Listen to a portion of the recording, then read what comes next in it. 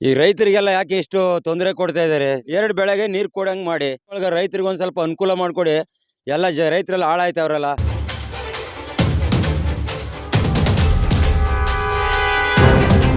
50 ವರ್ಷ ಆಗೈತಿ ಅಂತ ಕಬ್ಬಿನಿ ಡ್ಯಾಮ್ಗೆ ನಾವು ಹುಟ್ಟೇ ಇರಲಿಲ್ಲ ಬಿಡಿ. ಅದು ನಮ್ಮ ತಾತ ಮುತ್ತಾತನ ಕಾಲದಲ್ಲೂ ಹೇಳ್ತಾಯಿದ್ರು, ಇಲ್ಲಿ ಓಪನ್ ಆಗಿಲ್ಲ, ಇದು ಹಿಂಗೆ ಹಂಗೆ ಅಂತ ಏನೇನೋ ಹೇಳ್ತಾಯಿದ್ರು. ಇವಾಗ ಇಷ್ಟೆಲ್ಲ ಈ ಕೊಳೆಗಳೆಲ್ಲ ಮುಚ್ಚೋಗಿದೆ. ಹಿಂದಿನ ಸರ್ಕಾರಗಳು ಅದು ಇದು ಅಂತ ಏನೇನೋ ಹೇಳಿದ್ರು. KRS ಡ್ಯಾಮ್ ಮಾದರಿಲಿ ಮಾಡಿಬಿಡ್ತೀವಿ, ಇದು ಪ್ರವಾಸೋದ್ಯಮ ಮಾಡಿಬಿಡ್ತೀವಿ, ಕಬಿನಿ ಡ್ಯಾಮ್ನ ಹಂಗೆ ಮಾಡ್ತೀವಿ ಹಿಂಗೆ ಮಾಡ್ತೀವಿ ಅಂತ ಏನೂ ಮಾಡಿಲ್ಲ. ಎಲ್ಲ ಹಂಗಂಗೆ ಬಿದ್ದಿದೆ. ಇಲ್ಲಿ ನೋಡಿದ್ರೆ ಎಲ್ಲ ಗಿಡಗಳು ಕೀಳೋದು, ಸ್ಟಾಪ್ ಮಾಡೋದು, ಅಷ್ಟೇ ಮುಗಿದೋಯ್ತು ಇದ್ರ ಕತೆ. ನಿಜವಾದ ರೂಪ ಕೊಡಬೇಕು ನಮ್ಮ ಕಬಿನಿಗೆ. ಅದೇ ಥರ ಎಲ್ಲದು ನೀರು ಈಗ ಹೋಗ್ತಾ ಇದೆ.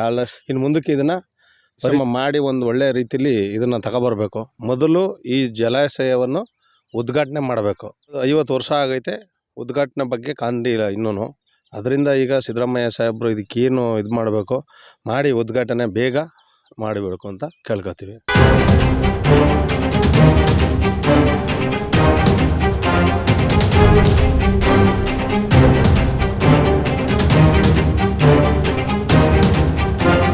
ಬೀಚನಹಳ್ಳಿ ಗ್ರಾಮದಲ್ಲಿ ಕಬಿನಿ ಜಲಾಶಯ ಒಂದು ನಮ್ಮ ರಾಜ್ಯಕ್ಕೆ ಒಂದು ಕಬಿನಿ ಜಲಾಶಯ ಅಂದರೆ ಬೆಂಗಳೂರಿಗೆ ಕುಡಿಯೋ ನೀರು ಸೌಲಭ್ಯ ಆಗಲಿ, ಮೈಸೂರು ಆಗಲಿ, ಇದರಿಂದ ಉಪಯೋಗ ಪಡಿತಾರೆ.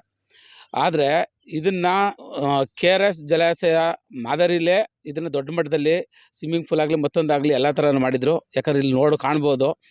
ಅದನ್ನು ಆ ಟೈಮಲ್ಲಿ ಓಪನ್ ಮಾಡಲಿಲ್ಲ. ಯಾವ ಉದ್ದೇಶಕ್ಕೆ ಓಪನ್ ಮಾಡಲಿಲ್ಲ ಏನು ಅನ್ನೋದು ಗೊತ್ತಾಗಿಲ್ಲ. ಅದನ್ನು ಸ್ವಲ್ಪ ಜನ ಹಿರಿಕರು ಕೇಳಿದಾಗ ಅಲ್ಲಿ ಒಂದು ಮೂಢನಂಬಿಕೆ ವಿಚಾರವಾಗಿ ಹೇಳಿದ್ರು. ಆ ಕಾರಣದಿಂದ ಇದನ್ನ ಸ್ಟಾಪ್ ಮಾಡಿದ್ರು ಅಂತ ಹೇಳಿ ಇದನ್ನು ಸ್ಥಗಿತಗೊಳಿಸವ್ರೆ.